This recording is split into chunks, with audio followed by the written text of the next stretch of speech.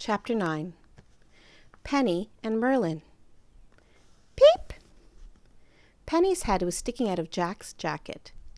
Jack and Annie were wearing their own clothes again, their jeans, jackets, hats, and scarves. All their heavy cold weather gear for Antarctica was gone. "We're in Camelot," said Annie, looking out the window. Jack took Penny out of his jacket and held her up to the window so she could see the grounds of King Arthur's castle. The tree house had landed in an apple tree in an orchard. In the near distance, castle towers rose into a late afternoon sky. Several knights on horses were riding away from the castle. "Jack! Annie!" Teddy and Kathleen were running through the orchard between the trees, over fallen golden leaves and apples. Jack and Annie waved at them. "Oh, I just thought of something," said Jack. "We forgot to find out the fourth secret." "What do you mean?" said Annie. "It's Penny." "No, I don't think so," said Jack.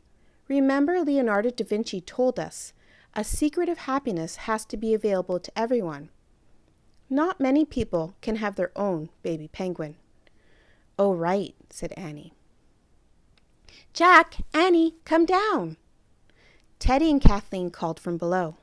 "We're coming," said Annie. Jack put Penny inside his jacket, then carefully climbed down the rope ladder after Annie.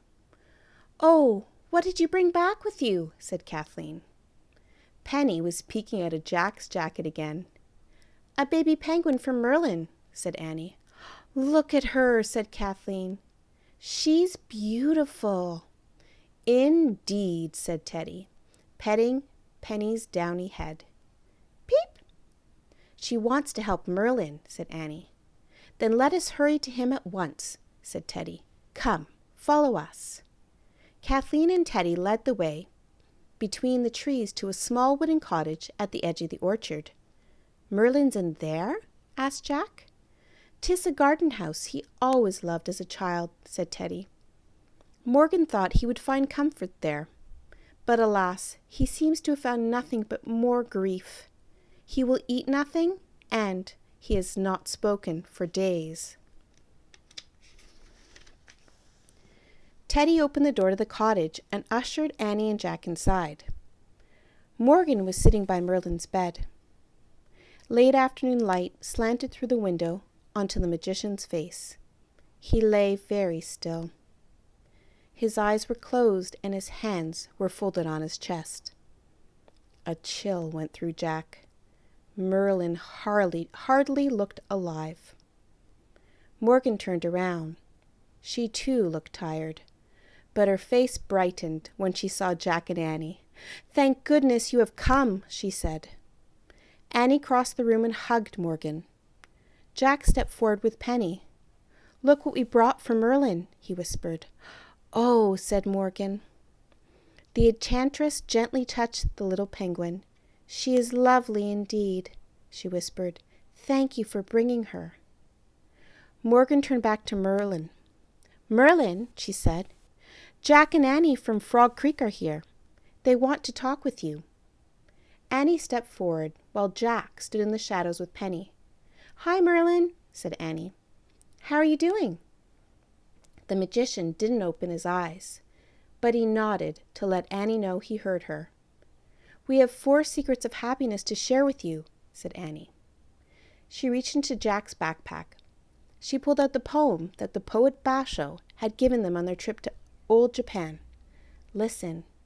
Here's a poem from a man named Basho," said Annie. She read the short poem. "An old pond.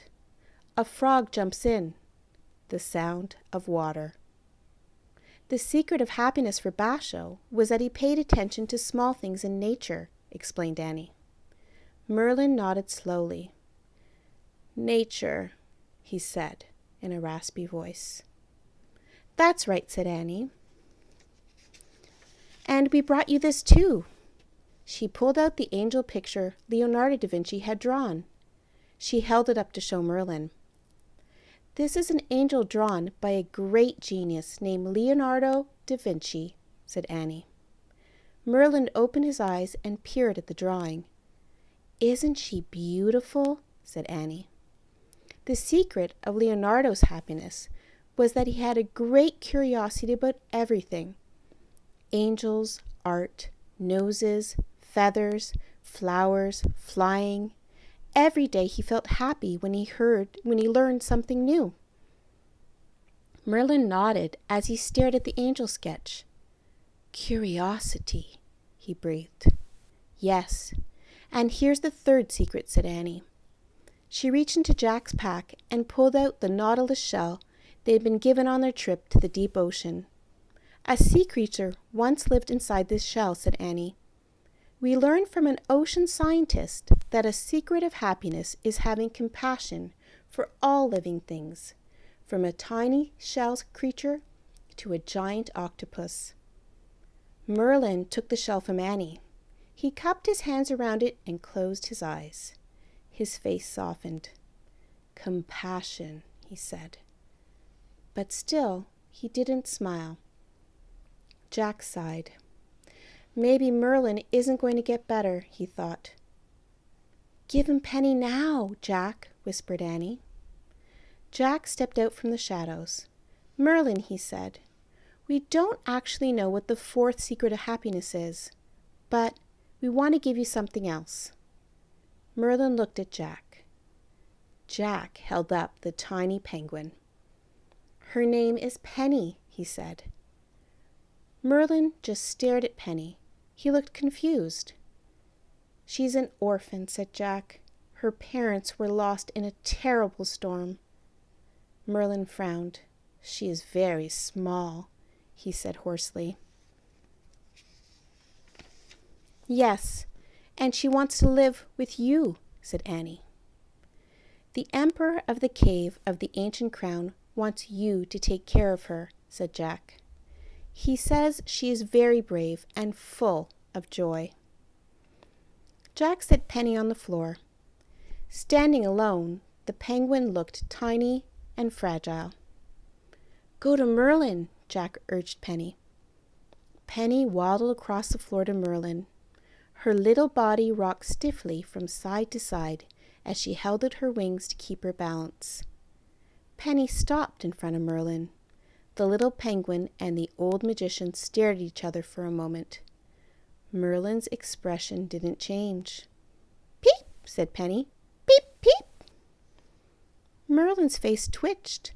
Then he began to laugh. At first his laughter seemed more like coughing than laughing, as if he hadn't laughed in a long time. But then his laughter grew louder. He stood up and scooped the baby penguin into his arms.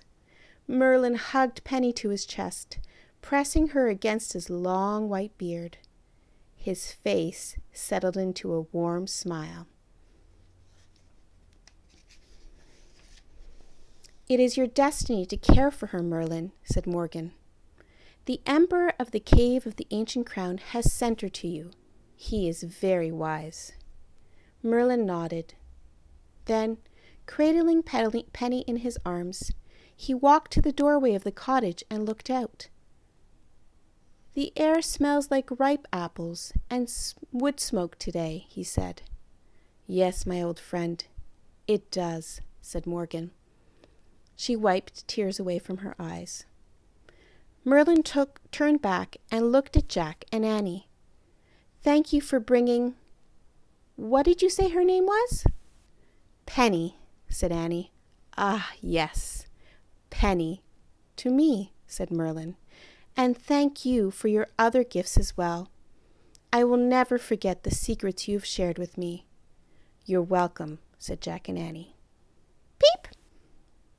"Yes, yes," Merlin murmured to the baby penguin. "You will stay with me, and we will have a happy time together. Let us go into the orchard, and I will show you the rising moon." Merlin put Penny down on the ground. The baby penguin took tiny quick steps alongside the magician as they walked into the orchard. The two strolled together between the trees, and a round moon rose over the kingdom of Camelot.